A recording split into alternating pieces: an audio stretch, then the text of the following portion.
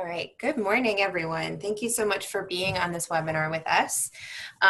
This is, I think, the sixth in a series of webinars that Illinois Campus Compact and Wisconsin Campus Compact have done together.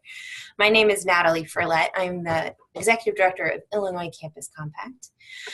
We wanted to do this particular topic because it's something that comes up a lot. And while, both Illinois and Wisconsin have a lot of urban schools, we also have a lot of rural areas and possibly areas that don't even have higher education anywhere nearby. And how do we engage our full state in those circumstances? So today, we have two really fantastic speakers. Christopher Merritt is the director and a professor in the Illinois Institute for Rural Affairs at Western Illinois University. So he oversees university-based research, outreach, training, teaching, policy development in his role. And then we also have Anne, and Anne, I don't want to butcher your last name, so I'm going to let you do that. But Anne is the director of the Center for Entrepreneurship and Innovation, as well as the Wisconsin Small Business Development Center at the University of Wisconsin-La Crosse. So they both have presentations that we're going to do around this topic of colleges and universities supporting sustainable rural communities. I want to do a couple of little housekeeping things. So we are recording this session and it will be up on our website. So if you feel like you're, lots of notes or whatever, we're going to have the recording and the PowerPoints on our website after this, and I will send out that link. Also, if you have a question and don't want to interrupt, as you all came in, I muted you so that we wouldn't have any background noise. Feel free to unmute yourself and ask a question if you would like. There's also a chat box feature. So if you have a question and you don't want to interrupt or you think it can wait, you can put that in the chat box and we will get to that before the end of the presentation. So with that, I'm going to hand this over to Christopher Merritt.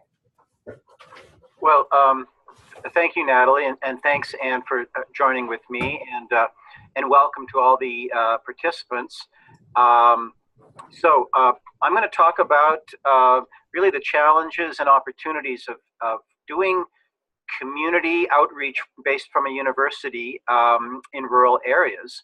And I'm grateful. I've been having a couple of technical difficulties, but Natalie is going to operate the slides for me. So we'll move on to the next slide.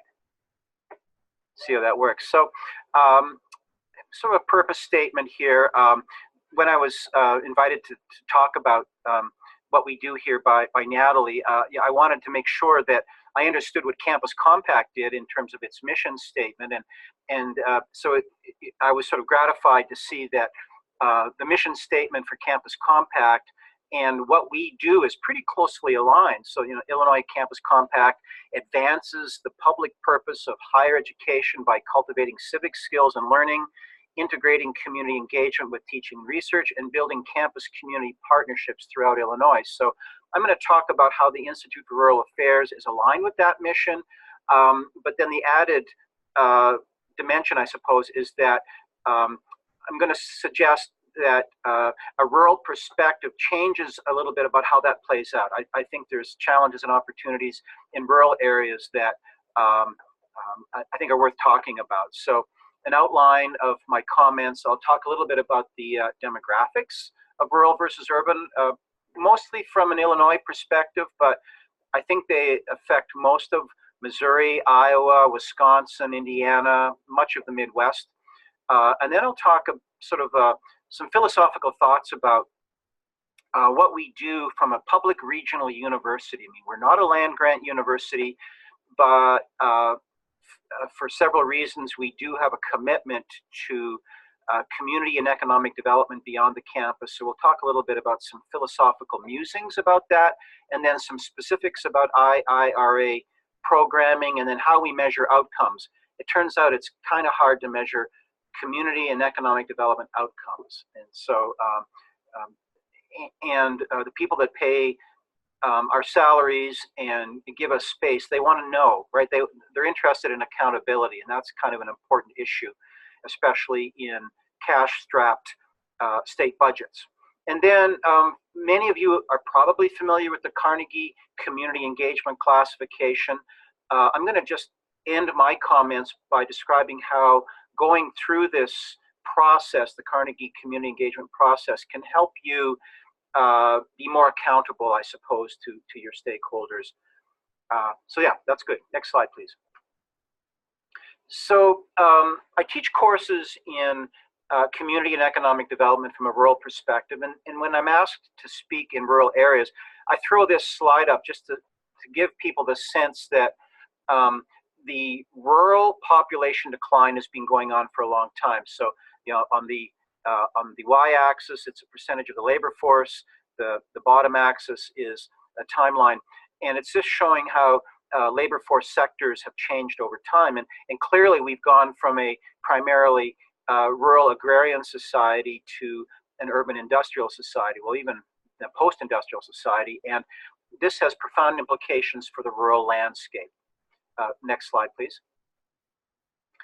And so this slide is showing a little bit more about how agriculture is related to this. And we'll talk about why this is important from a 21st century community and economic development perspective. You know, so you might be asking, well, why is merit looking back 100 years? Well, I'll get to that in a moment. But the point is that the mechanization of agriculture has had a profound impact on the rural demographic landscape. So we went from about almost 7 million farms in 1935 to just over 2 million farms by the 2012 agricultural census. And that has meant obviously a dramatic drop in farm numbers, but that really means an increase in farm size, but also a drop in rural population. So next slide. So what does that mean in Illinois? What this means is that, so Illinois has 102 counties, and 33 of those counties had populations that peaked over a century ago. And I go into communities and I ask people, when do you think your population peaked? And they'll say, oh, well, I don't know, 1975, 1985. And well, no, you know, your community, its population peaked in 1900 or 1880, and they're taken aback. And I show this data to give people a sense of how systemic and how sort of macro scale the forces that people are fighting against, and why some of the efforts that we make in terms of community and economic development may not be powerful enough or strong enough to address these broader issues. And I also point this out or show this data to give a sense of tempering expectations, or maybe helping guide expectations about what might be achievable, if you will, in rural counties. Next slide, please. Giving a more sort of a shorter term perspective on rural demographics in Illinois. And again, I'm trying to provide a sense of, what's the framework for doing rural development. And if you understand some of the demographics, I guess I'm kind of making the point that demographics are destiny to a certain extent. If you know a little bit more about your demographics, maybe you can tailor your outreach efforts a little bit better. So this is just a growth index since the year 2000, looking at rural versus urban population in Illinois. If it's greater than 1, you're growing. If it's less than 1, you're shrinking. And this is just sort of emphasizing the divergent growth trends in rural versus urban. Rural Illinois is losing population. Next slide. So breaking it out by age cohorts, you can see the legend along the bottom here. And again, if it's greater than 1, we're growing that age cohort. Less than 1, it's shrinking cohort. And I'm pointing out the under age 20 years of age is the green line. It's shrinking. So, and then the yellow line is 65 and over. So the point here is that Illinois average age is getting older. Next slide. And if we narrow in on that under age 20, right? So here we are, campus compact, talking about universities, talking about community colleges. So it seems like the under age 20 might be a relevant demographic sector for us. Illinois is overall losing young people, and in particular, rural Illinois is losing young people faster than the rest of the state. So, alarm bells should be going off. And I'm often surprised at the extent to which rural political leaders, stakeholders, elected officials, business owners aren't aware of this or don't think about this. The public policy debate is very seldom about demographics, when in fact, my argument would be that it should be all about the demographics. It should be, I'm suggesting again that demographics are destiny. Next slide. Just trained as a geographer, sort of an obligatory map. From a community and economic development perspective, we typically start with, what are your, is your community growing? Is its population growing? Well, in this map here, it's the orange and red are counties that are shrinking. And as you can see, it's sort of west central and southern states. You can see the green collar counties around Chicago. That's the boom counties. The metro east of St. Louis, also green. So you can just really see a bifurcated growth or bimodal or bi-regional growth trends here. Small city, rural shrinking, and metro areas are growing. Next slide. So, and then this is just the population area around Western Illinois University in West Central Illinois. And I show this kind of going back to this population peak idea. We can see the difference between communities that are primarily, or counties that are primarily agricultural versus those counties that have a diversified economic base. And the counties where they're highlighted in yellow, these are counties that have a diversified economic base. At least I would argue that they have been. McDonough County in particular has a university in it, right? It still has about 82% of its peak population. Knox County has Knox College, used to have a Maytag industrial base, but still has some industrial base. Adams County is Quincy University. Warren County, its population peaked a long time ago, but it has Monmouth College and also has an industrial base. And the point being that universities have this really important role to play, simply as anchor institutions, but also as workforce development. And as advocates for the universities, we need to be sort of talking about the important role that we play to our legislators from a workforce development perspective and so forth. Next slide, please. So, causes and consequences of decline. You can just sort of read through this. The broader point for me is that it's the bottom bullet point here, that Western Illinois University was founded in 1899, and its surrounding counties were at their population peaks. And I don't think anyone saw that the 1890s were going to be the peak population decade for many of these rural counties. So they thought, wow, let's put a university there, and it's going to be awesome. And then, looking back 100 years, we see that was the high water mark. So clearly, young people are important for our sustainability, and so as we from a rural university are really looking at this at least a little bit from a sense of enlightened self-interest. We're trying to figure out how do we sustain our recruiting base. Next slide. So what can universities do? I think most universities do think a little bit about their demographics, how far they go back to understand the underlying mechanisms driving demographic trends. I'm not sure that they are doing that to the extent they should be. And then I'm sort of raising the question of what does successful university engagement look like? Again, I think there has to be an enlightened self-interest, but I also am in this role because of sort of an altruistic sense. My father was a pharmacist. I understand the importance of self-interest. He's a very generous soul, but profit-centered, profit motive is important here. But I'm also very interested in sort of social justice and making the world a slightly better place. So, so I'm both pro-capitalist, pro-small business, but I also have this kind of making the world a better place philosophy going on. And the scale of our outreach, I think, is also a question. You'll see in a moment that we were created with a statewide mission, but with 2 years without having a state budget and hence a university budget, we've retrenched and we've had to change a little bit of our expectations. So we still have a statewide mission for rural development, university-based rural development, but our emphasis on local has increased. So I think it's sort of an interesting point to think about how your particular university engages along that spectrum of local, statewide, and beyond. And then thinking about the prioritization of benefits, which is to say, when we have student-centered outreach or student-involved outreach, are we just using students as helpers, and is it really more about community benefits? And if the students happen to learn, that's great, but we're not emphasizing that. Or in some student service learning, I think we emphasize the student outcomes, and if the community happens to benefit, that's great, but maybe we're not emphasizing that.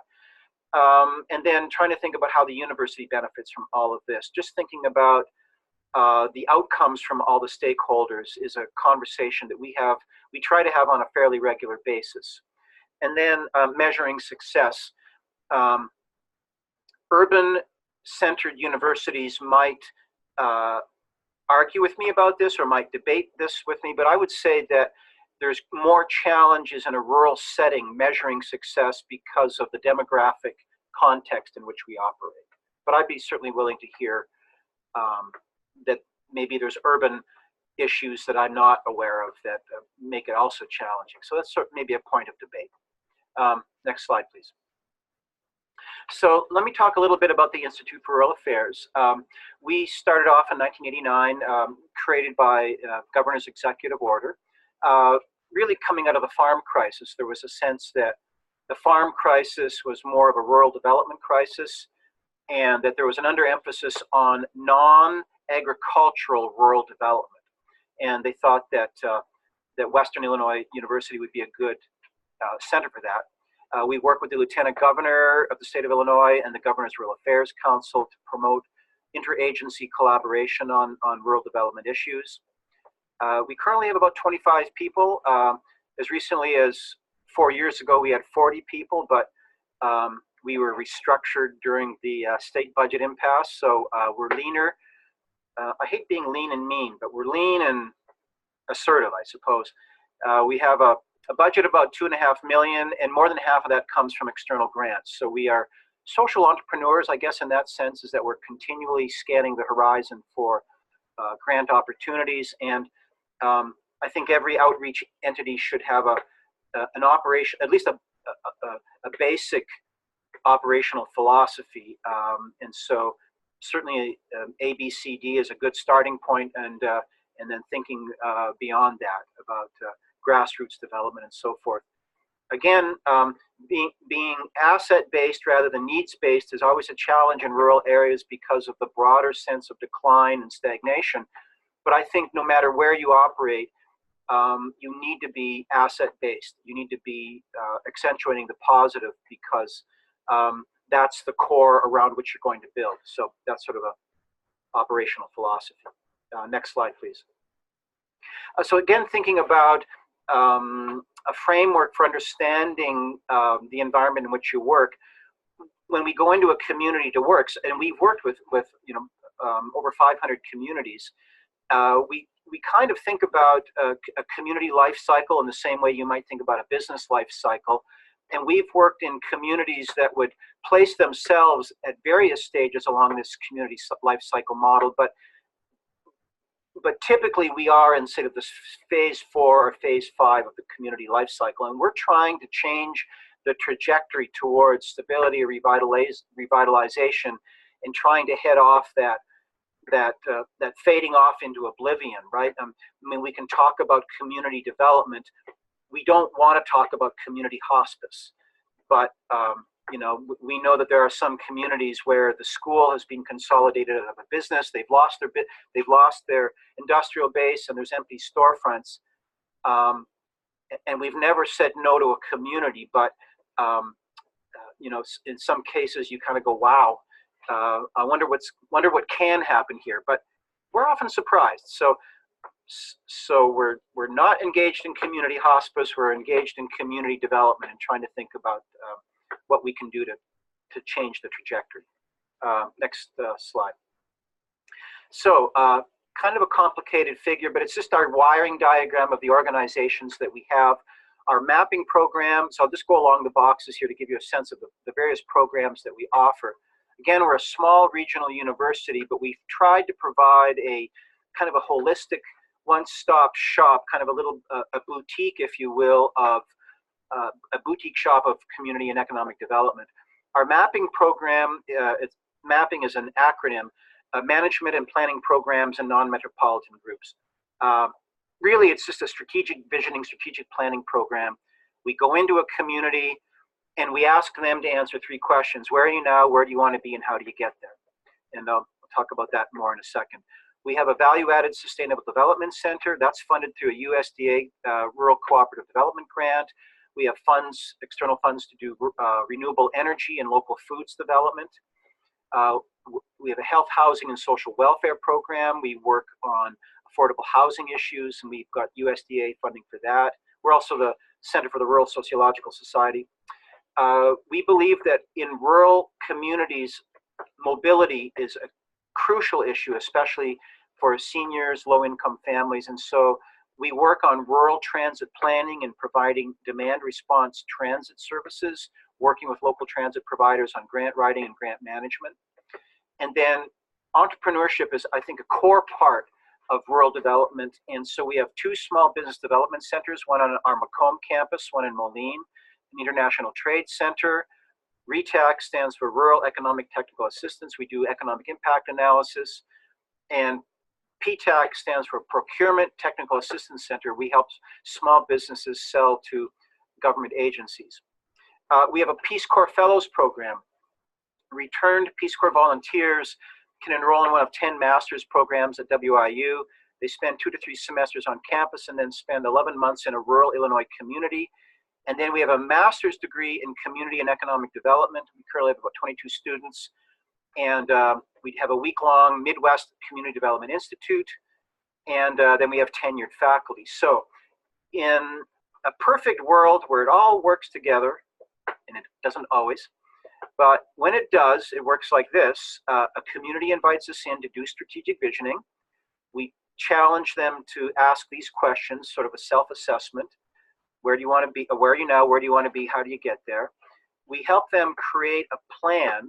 And again, it's very grassroots, consensus-oriented. And then we can offer all those different yellow boxes, help provide numbers to their achieving their objective, whether it's business planning, doing an equity drive for a co-op, economic impact analysis. And then, as most of us know, it's easy to create a plan. People are excited to make a plan. But when you ask for help to implement a plan, people scurry and hide because it takes a lot of effort.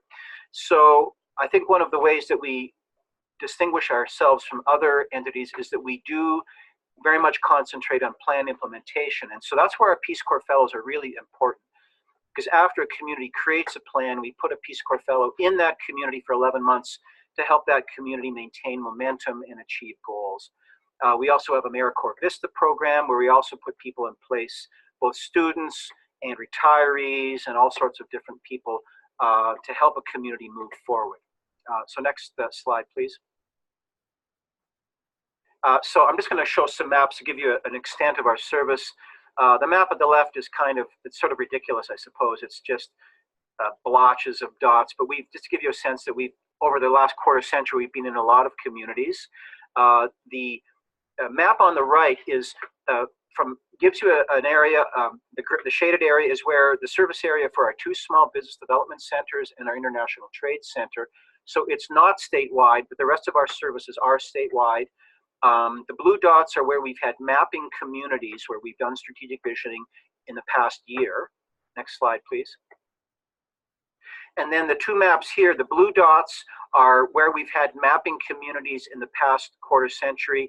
And then you can see the green dots is where we've had Peace Corps Fellows. So again, the idea is we do planning, we provide technical assistance, and then we put somebody in that community whose sole job it is, and these are students, right? So Campus Compact is about getting students and research out into the community. So our Peace Corps Fellows, I think, are a pretty good example of where we've got students trained to do community development, living and breathing community development in that community. It's 40 hours per week for 11 months, and they've got a plan. They've got people in place that can help them put that plan in place.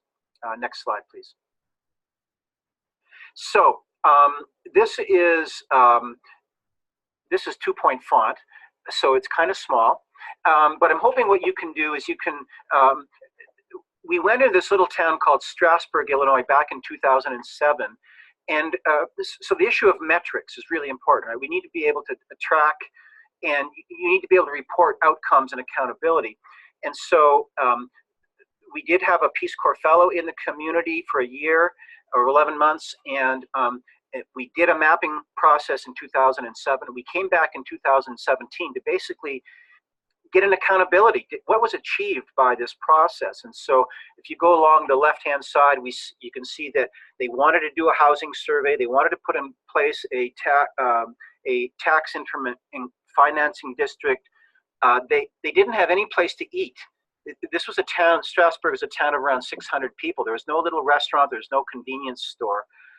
And they needed a housing, they wanted to have a new housing subdivision. And so we helped them get a tax increment or a TIF district. We helped them recruit a little gas station and a Subway restaurant. If you go down, there's a York Acres subdivision. There's an 8-house subdivision. We helped them create that. So those are some big projects for a small town. And then you can see there's a bunch of little projects as well. There's also a Snap Fitness, sort of a 24-hour key card entry gym.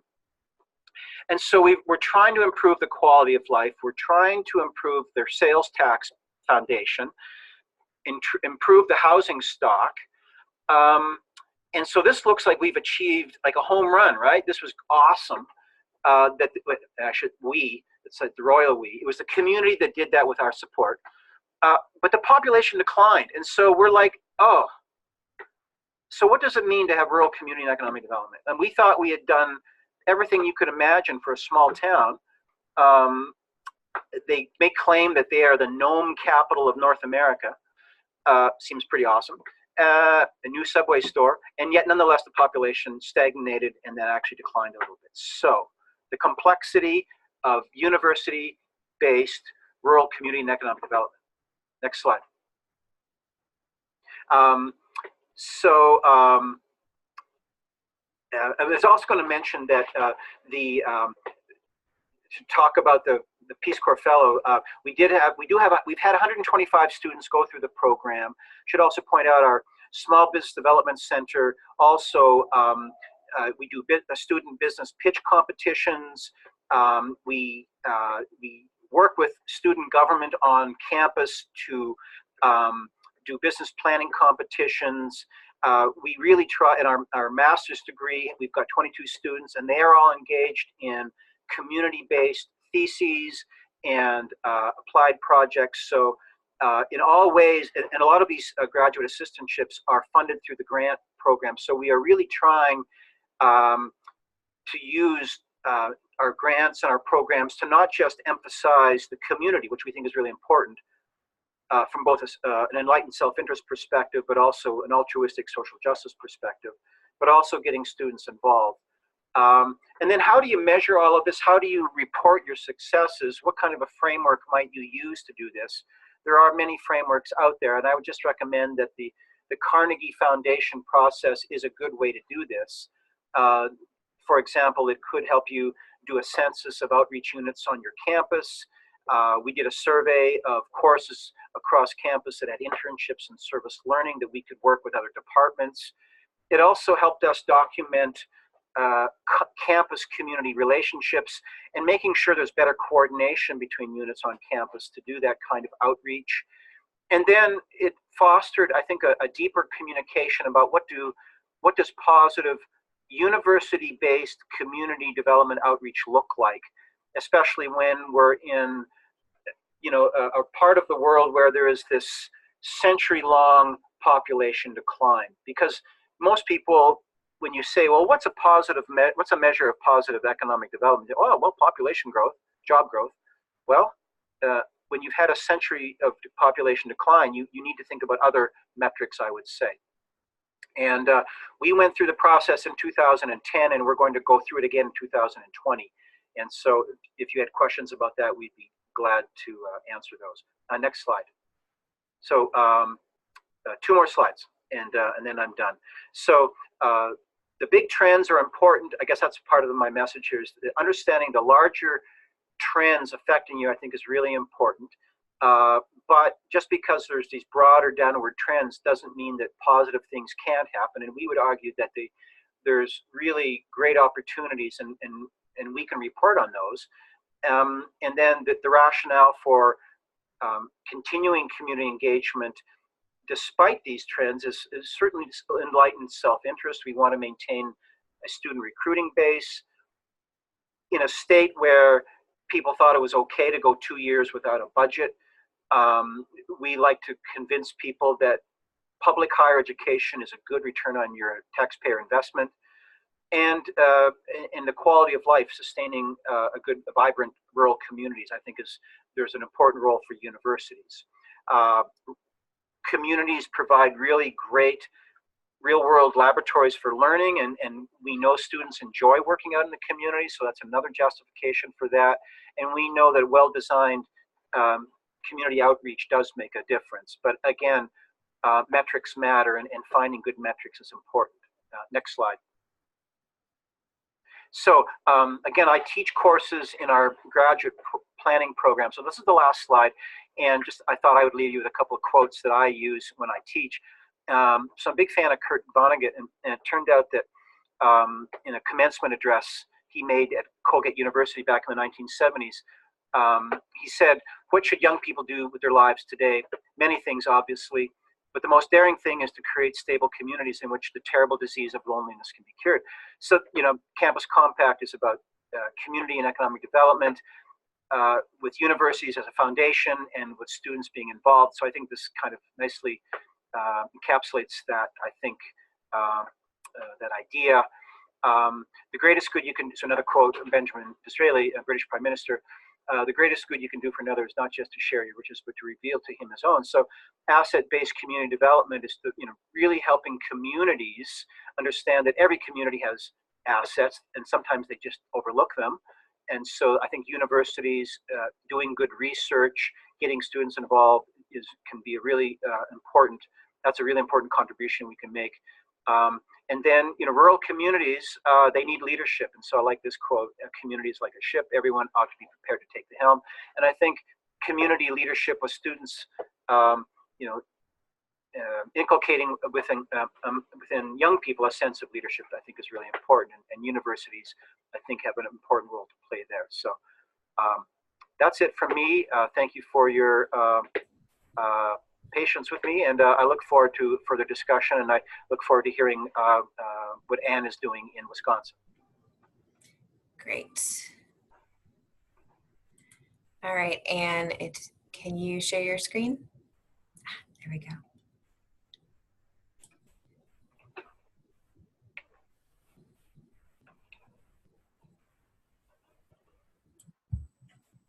All right, can everybody hear me? All right, very good. Well, I'm going to talk a little bit about civic engagement in the rural context and university engagement, probably from a little bit different perspective, just because of what we do as a small business development center. So for those that are not familiar with the Small Business Development Center, every state, as far as I'm aware, every state, and frankly, quite a few locations outside the United States have Small Business Development Center activity going on in those locations. In our state, our Small Business Development Center is linked to our university system. And what that means is that the funding that comes to us is part from the Small Business Administration and part from the university system. They provide essentially kind of like the matching funds from a grant standpoint. And then individual campuses will also provide support. So in our case, we have some support being provided by UW-La Crosse, specifically related to being located on campus. And then we have funding that's coming from our state office through UW system as part of the match to support getting the SBA funding into our state. And I tell you that because when you think about trying to connect with folks within campus settings or outside, a lot of times what you want to be doing is looking for individuals who are in a position to be able to bring funding and other resources to your goals. And sometimes they may not have the funding, but they may have the individuals that can help support getting that funding into a community, and you can work collaboratively in that setting. So just a little bit of information about that. In other states, you may be organized in a way where you're with a technical college or a variety of different locations or independent of a university setting. So the SPDCs are set up a little bit differently in different states. Okay, I'm not sure if can you move the slides? I'm not. It should be you moving the slides. Yeah. Okay. So I guess it's a little different way than I thought. Okay, so let's talk a little bit. I'm going to talk about a few statistics, mainly just to kind of connect people to what is generally defined as a rural county in our country. So typically when a population for a county is under 50,000, you're going to have what would be defined as a rural community. And what statistically is out there in terms of what percent of the population live in those counties, it's about 14% of the population.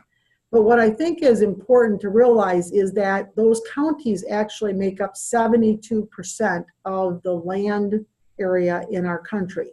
And as we see population shifts, just like we saw over the last 100+ years, you're going to see additional population shifts. And it's going to be interesting to see what that may do for areas that historically have now been defined as rural communities. So as you think about rural communities, you need to think about it in not only a current context or past, but also what that may mean in the years to come. And if you look at this kind of timetable over the last 15+ years, one of the probably greatest things that people are focused on is the challenges that rural areas of the country face economically because their workforce is limited, either in terms of only a few industries being part of that activity, or in many instances, it also has to do with other issues having to do with whether or not they can draw upon the workforce needed in order to provide the resources they need from an employment standpoint. A key other factor is whether or not a given rural community and cities and municipalities within that county are connected. When they are connected, you're going to see more opportunities.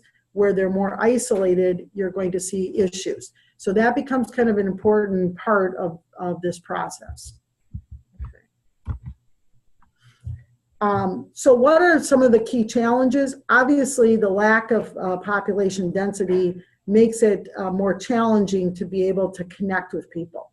But technology today is being used, and I think there's a growing emphasis at the state level, certainly here in Wisconsin we see this, to make sure that there's broadband access on a broad basis to communities, because they see that as being kind of the new kind of disadvantage that may be imposed on a community or its residents, particularly younger individuals, in terms of being positioned for success. So being able to virtually access others and other resources, the mentors, et cetera, can make a huge difference in terms of whether or not you're successful. So one of the things that we're seeing happen is more rural communities are focused on whether or not they should have a local incubator where individuals can be pulled together, whether they're entrepreneurs or otherwise, and be able to create that connecting point.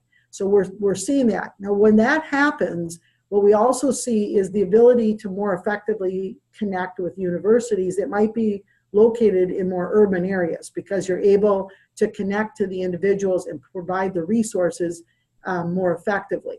One of the things I'll say with our Small Business Development Center is in that last number of years, we've moved obviously to much more of a technology-based orientation. And we want to reach, because we serve a 7-county region in western Wisconsin, we look to reach the more rural areas as effectively as possible so that we can get a quick sense of what support a particular person or business might need, and then be able to deploy resources for that. And we use telecommunications and other technological connecting points to be able to do that more efficiently. And so when we think about things, we can think about rural being a distance away from where we might personally be located. But the reality is that with the technology, it's becoming easier and easier to connect. Another area, and it kind of relates to it, is that local governments are being much more involved in trying to attract business and other activity to their communities. They see this as critical if they're going to remain viable from a community standpoint with their tax base and other requirements. So they want to make sure that there is a connection. Sometimes it requires individuals to be able to work well with other local governments. And that is part of the challenge also, because not every local government gets involved. You'll hear a lot of discussion today about regionalism and having regional economic development activity. And it's important to know if your area has such a regional connecting point, because that oftentimes is a good place to be able to interface to determine whether or not it's practical to be able to bring certain solutions to certain areas. The other thing is that by collaborating, you are going to be able to leverage resources more effectively, and so that becomes important. Finally, the other challenge, which I think occurs not only in rural areas, it's existing largely because of an aging population, but it becomes increasingly important that the local communities have a strategy for talent development, whether it's based in still with high school sort of being driven in whatever community it might be in, making sure that students have access to what today is termed kind of experiential type learning opportunities.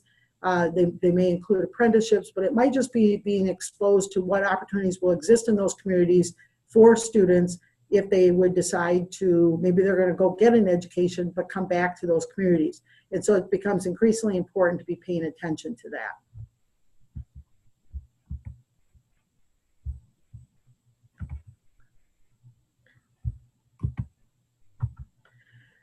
So let's talk about some developments that I think actually time will tell whether or not they're going to cause a change.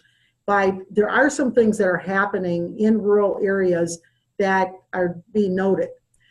First of all, we all hear about the brain drains that exist from some communities, but rural communities and smaller towns are finding that there is an interest in the brain gain.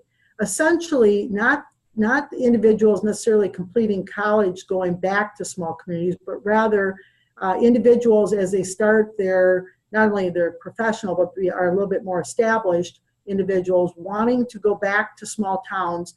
They're well educated, they have experience.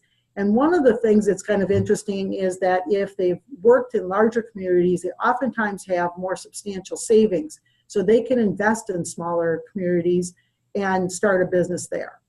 Another area that we're going to, I think, see increasing activity is the increase in freelancing that is going to occur.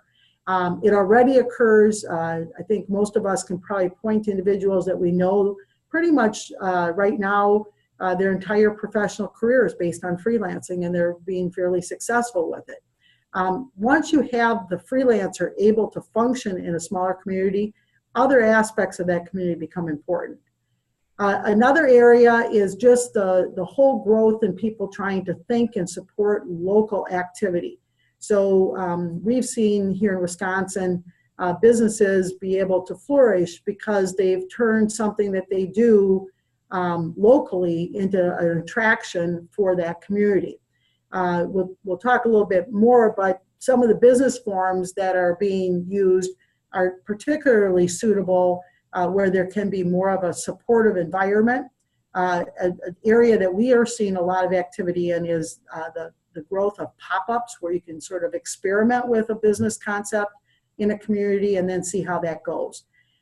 We see more resources being pooled, and even communities getting engaged in providing sometimes those initial workspaces in order to make a space attractive. Other things that are attractive in a rural community is that it tends to be a smaller area, so it's a very walkable, community-oriented type setting, which a lot of people are being attracted to.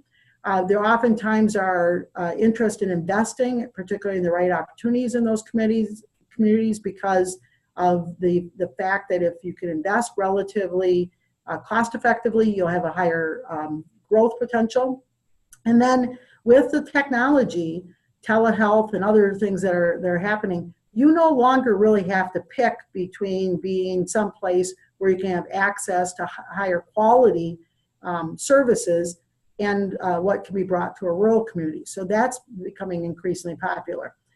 And then e-commerce, which a lot of people, again, it kind of goes hand in hand with the freelancing notion, where people can do business almost anywhere as long as they have access to those things that are necessary for them to be able to function as a business. So one of the concepts, I think it becomes increasingly important, whatever our role is in the issue of trying to develop rural areas, can be applied, whether it's rural or frankly other, I'll call it challenged communities, is the fact that we have to see the opportunities that exist. A lot of times, if a person can see that opportunity in a changing circumstance, they're going to be in position to be able to have some impact on it. So as a few of these examples, rural communities are being looked at by entrepreneurs because there is a cost-effective solution.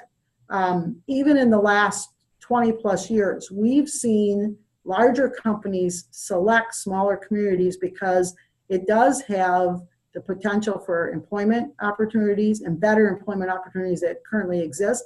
That causes some different tensions in a community, but nevertheless it creates some opportunity. And the concept that you might not have as much competition if you decide to locate in a small town. Another area that we're seeing, which is kind of interesting, is that the retail marketplace is kind of shifting away from what had historically been kind of the big box approach, larger malls, et cetera, being an attracting point, to environments where there's more boutiques, where there are smaller stores. They aren't as costly in terms of their circumstances, in terms of their inventory needs, et cetera. But what they end up doing is they end up causing a retail location where individuals are attracted to that community for shopping and other purposes. So that's going to be something that we see opportunity in. Being present on an online circumstance can make a tremendous difference, because it doesn't sometimes matter for some things anymore where you're located, as long as you can move your product or services. Innovation, the ability to connect and automate, use telepresence, is allowing people to connect more effectively. And when you look at other connections that are important, obviously you got to have the transportation, internet, cell phone capability, those type of things. But if a community focuses on having those, they're going to be able to connect with a lot larger geographical region. And what is that going to mean? It's going to mean, from a university and regional perspective, opportunity to find individuals who are located in more rural areas to be able to support and connect. The opportunities in terms of just broadband and connectivity that we're using telecommunications with is going to be enormous. And so all I would say is, when you're looking at projects or looking at opportunities and trying to potentially reach into those rural areas, look at where they have challenges and where they have opportunities, because those are areas that you can really bring a resource that will be effective for them. So let's talk a little bit about actually connecting campus and community. And so I've kind of, we have this experience, and I've kind of for years given thought to how we typically interact. And we oftentimes are either having the faculty trying to connect with the community party, or the business is trying to contact faculty. Obviously, many institutions have some form of business or community outreach connection. Our Small Business Development Center is one of those within our organization. But there are many other ways that the university connects with the business. And I raise these because you need to think about these either existing or potential centers and institutes, career services, continuing education, alumni or foundations. Those type of things are ways that people are presently connecting university resources with business and community organizations. And then, of course, internship type opportunities or other engagement type opportunities is a great way for students to be able to be making those connections as well. So part of the challenge with this situation, and just kind of share from what I've observed and what comments have been made using our campus example, our campus is around 10,000 students. And it tends to have, it originally started kind of as a teacher institution to now being really heavily in health and science-based areas. It has some very high profile type connecting points. But the reality of it is that most institutions don't do a lot to really reach those that might find what they do relevant. And sometimes people wonder, well, why do I care?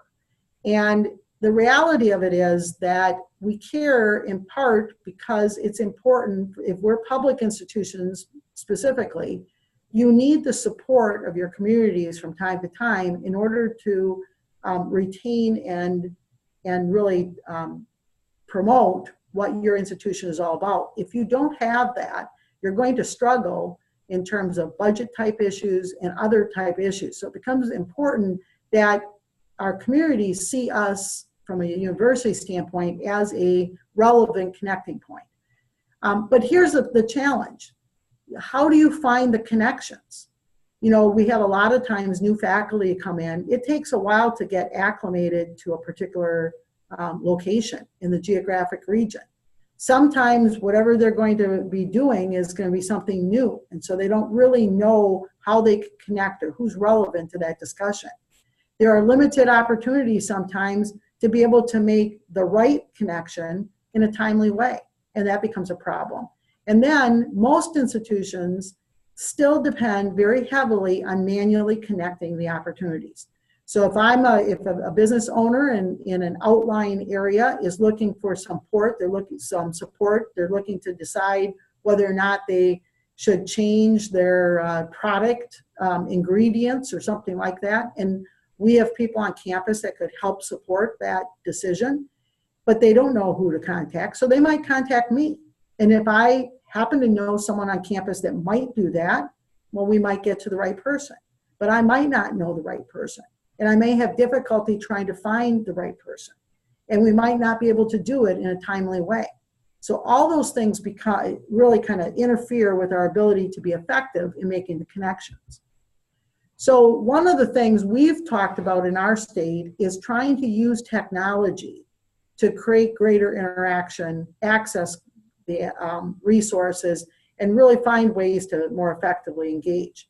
So one of the things you might think about, and I just kind of have listed here, different things that might be able to connect a classroom or a faculty member or students to a rural community to help that rural community be able to be engaged in the dialogue and discussions necessary to be successful. So whether it's conducting surveys or research or bringing people into a community with expertise, providing businesses with technical expertise or support, collaborating, those type of things are all possible. So one of the things we talk about is trying to create those interactive tools to be able to support those connections. So how do you locate that support? And it takes time to develop these things. And I'm going to kind of give you a three-point process in a moment. But some of the things that you have to be thinking about is, what types of business expertise might be able to be brought to the faculty and students, as well as looking at how you might assist a business or organization. So in one way, you almost look at this as kind of a two-way street. Businesses and others want to be able to support the university and campuses, so you need to be able to think about how might that be able to be effective. And then how do you foster that collaboration and innovation that could come? And it can come from businesses, it might come from community organizations, maybe local governments. They may have projects that could benefit the students to bring awareness to the student and also serve that business or governmental sector. From a career or learning standpoint, there's increasing emphasis on trying to connect students, and that can be at the university level, but also at the high school or other levels, with just what are the learning opportunities, what is a particular career all about. That's going to become increasingly important as more emphasis is being put from an institutional standpoint on getting students into the right programs more quickly, so that they are able to actually complete their professional education in a way that will allow them to go out and get a job in an area that they are interested in. So that, and that is something that there's more and more attention to. And obviously just generally being able to provide resources. So one of the things we've talked about on our campus is trying to work toward creating an interactive connection tool, creating a mechanism so that there can be basically through the web, business and community organizations connect with faculty and students. By doing this, it allows for you to more effectively reach individuals that are able to actually support the connections that you're trying to promote. But to do this, one of the things in our tool at the moment is, I'll say, partially interactive. But if to the extent it's possible to actually automate the follow-on interaction would be greatly enhanced from a timing standpoint, the ability to be effective and timely in trying to respond to something. And so that's an ongoing goal, is to find ways to be able to, where a person can find potential interested parties one way or the other, and be able to move a project forward on a fairly quick basis. We also want to try to think from a campus standpoint, what kind of opportunities are there? What kind of assistance might be able to be provided? What kind of awareness can be brought to students or faculty as to needs in other communities, so that there can be engagement actually occurring. So I'm going to talk a little bit about the potential for projects, and I'm not going to spend a lot of time on this slide because the next one talks about some specific projects, but the type of things that a project could involve that would engage a student in a real life experience are really, there are so many of them if you just start thinking about them, depending upon an institution and your program focus. There's a lot of things that could be made available. But we sometimes have to think beyond just kind of the classics. Sometimes we have to think, well, maybe if I want to be, even in areas that are kind of traditional liberal study type areas, where are ways to connect the skills that students or faculty might have to persons that might be in areas that they have a hard time accessing that kind of support. So think about not just the traditional. A lot of times when people on our campus, when we think about our students that may be trying to create a business or something like that, we oftentimes go to the business students. And granted, they're going to be interested in that.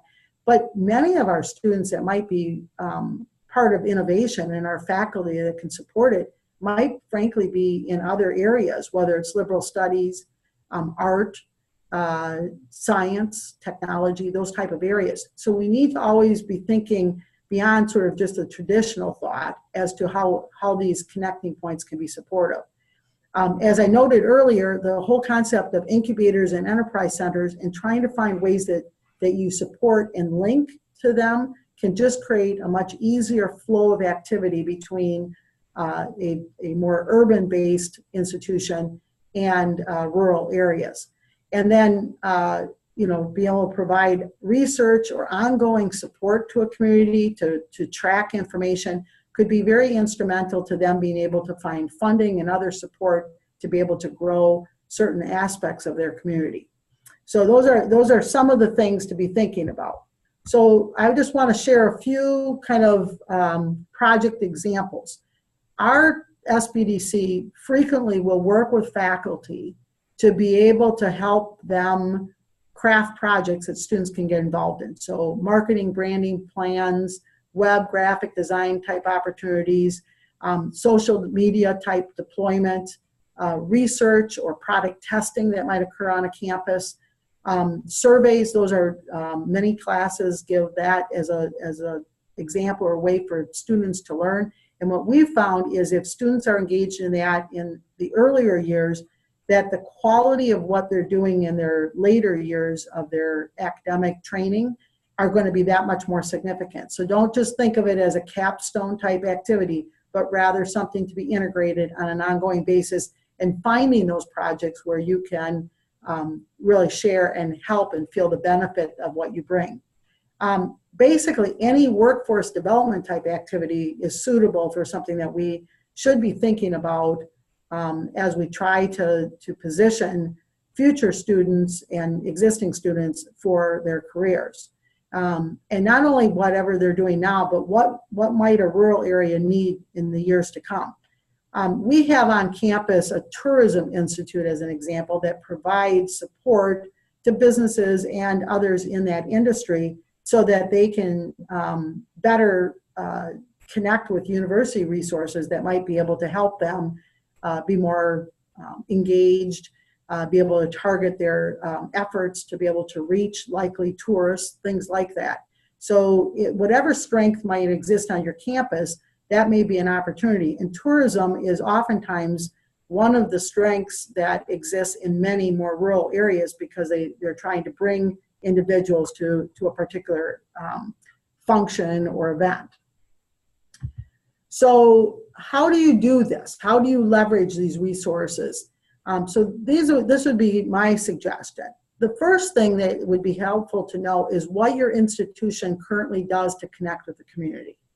By knowing that, you're going to find others that are kind of interested in this issue of community engagement. And that in and of itself will be a big plus.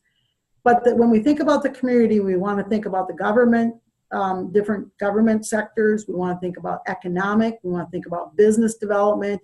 All of those areas we may connect with our healthcare institutions, things like that might exist in the community to determine what kind of connections do they have to your campus? What kind of opportunities do they see for connections between what they do and what your institution does? Then you have to think about who's delivering programs that connect to the community.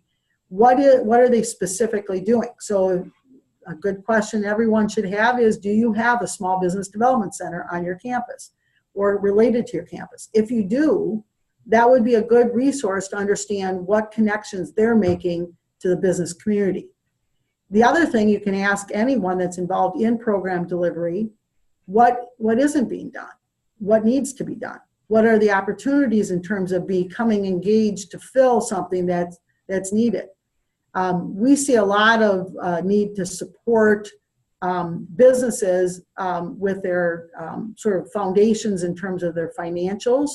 We see a lot of need to be able to support particularly understanding and implementing marketing type opportunities, website development, et cetera. So what we try to do is we try to connect and then we try and find whether it's faculty or students or others in our community to be able to be a resource for those businesses. So those are opportunities that are there that individuals may have strength with, and you may be able to turn it into a program. I certainly could talk a little bit, for those that are interested, about program design, classroom type projects, other experiential learning projects, because there's many ways that can be incorporated into the classroom setting, but it really creates a real opportunity for students to get real life experience, to really understand what they're learning in the classroom and how that will be applied in the real world.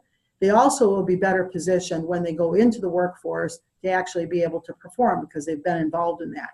How can you leverage the needs of a rural community? One of the things that we've noted is they don't have as easy access perhaps to some learning or individuals in certain professions. So how can you create that connection? How can your faculty maybe be a resource to a community? Maybe an institution can annually adopt a community to benefit and target efforts toward a community. There's a lot of things that can be done. Obviously, in selecting whatever you're going to do, you're going to be more effective at doing it if you are interested in it. So you're going to want to pick things that really incorporate something of interest to you. These opportunities create opportunities for research. They create opportunities to be able to write about the experiences and to share what you're learning through these type of experiences with others. All that is kind of suitable in a university or campus setting. Good question always to ask is what financial support currently exists or might be possible.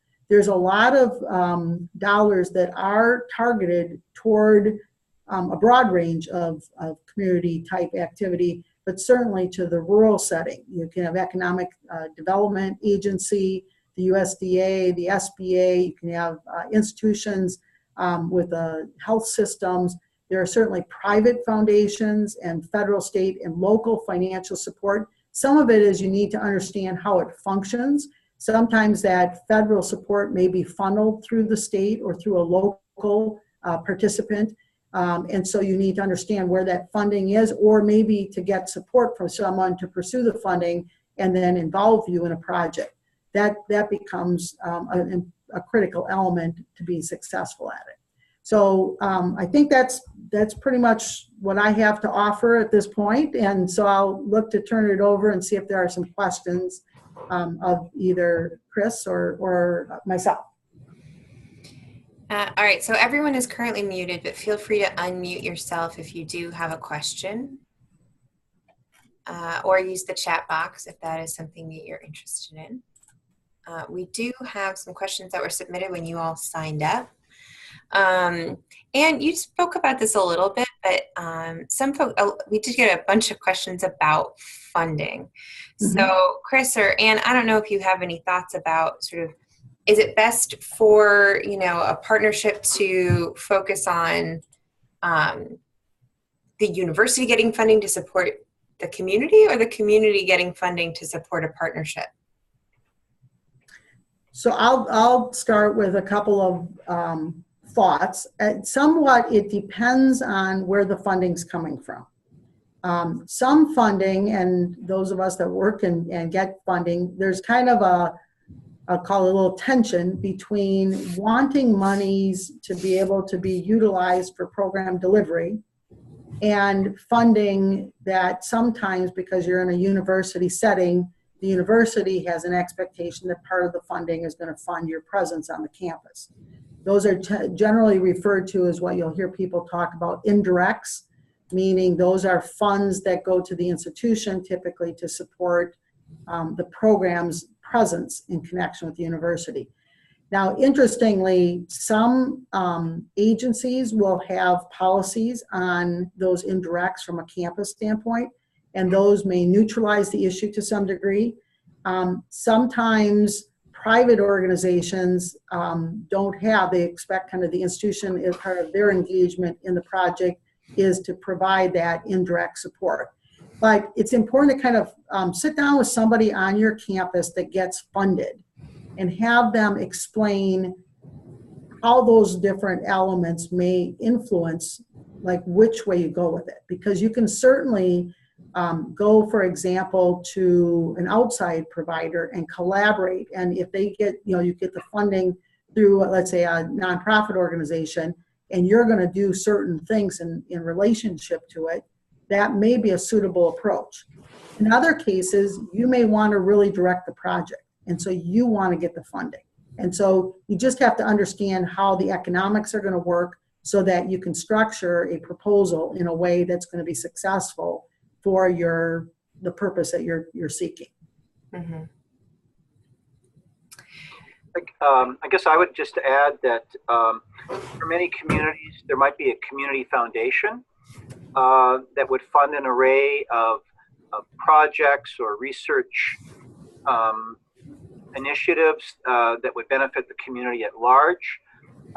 We do some fee for service, so if a business needed some assistance, we might do it for free. I mean, SBDC services are free, but if it was some additional services, we might do a fee for service. Many of the grants that we have ask us, in fact, or require us to do free technical assistance. And then I'm trying to think how else we could, maybe partnerships with the community itself. If businesses are wanting to come together to if there's a particular downtown redevelopment initiative, for example, there could be sort of a collaborative effort to raise funds to get an initiative done. So I wasn't quite sure where that question was going, but it's surprising how much money is out there if you just ask. And businesses, I think Anne was talking about, how do businesses approach? It shouldn't just be about universities reaching out. Hopefully, businesses and communities are also approaching universities, and universities can come up with funding if they need to make projects happen. So that actually comes to another point too, which is sort of the coalition building piece of it. So if I'm on a campus and I am interested in working in a rural community, where's the easiest entry point? How do I find the right people to talk to?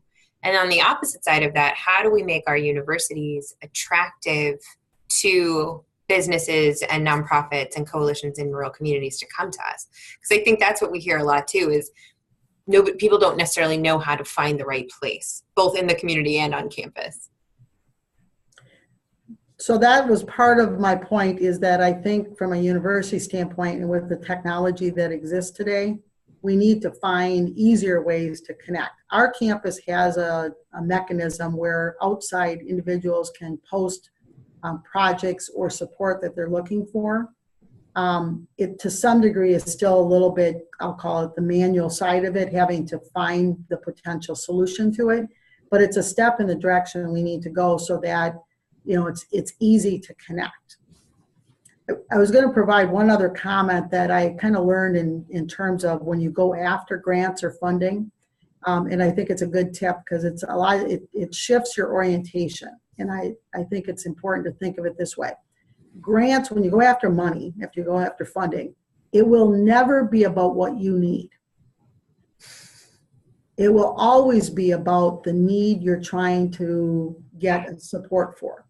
So if you think of it that way, the solution will be you, potentially, but you need to document and identify what the need is when you're pursuing that funding. Because if you can convince them that that need is there and it's something that they fund, then you're more likely to get that funding.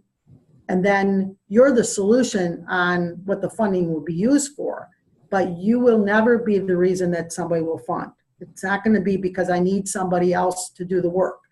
It'll be this work needs to be done and why it needs to be done from a need standpoint. And if you think of it that way, you'll be framing your funding requests in a more suitable way and find that they're more likely to get funded. For communities or businesses that are interested in approaching universities, I've noticed that different universities do a lesser or better job of having a front door, if you will, a portal that you could find easy access to outreach. Some universities will, even have, community and economic development page. And I'm not even sure that we do a particularly good, we could do a better job of it. I know other universities, if you enter in a search term, community and economic development, that alumni associations of universities will talk about how we can, you were on our campus many years ago, we want to come back and be, continuing to benefit your life. So, universities vary on the extent to which they promote their community outreach. And so I think we could all do a better job of that. And that goes back to the Carnegie classification, is that that framework, if you're interested in being more systematic about doing outreach, the process sort of forces you to think about, well, what kind of a job am I doing? Could I do a better job? And prompts you to think about maybe doing research on your own, looking at how other universities do that. So I think that's an ongoing challenge. How do universities make their services better known? So there's a continuous need for marketing. And strangely enough, there's even, I think, a need for universities to do internal marketing, that centers on campuses need to periodically communicate to other entities on campus that we're here to help. We're looking for partners. We'd like to involve your students. And you'd think it would be an easy thing to do, but it's not. Yeah. So we are at 11:45, which is what we said our end time was.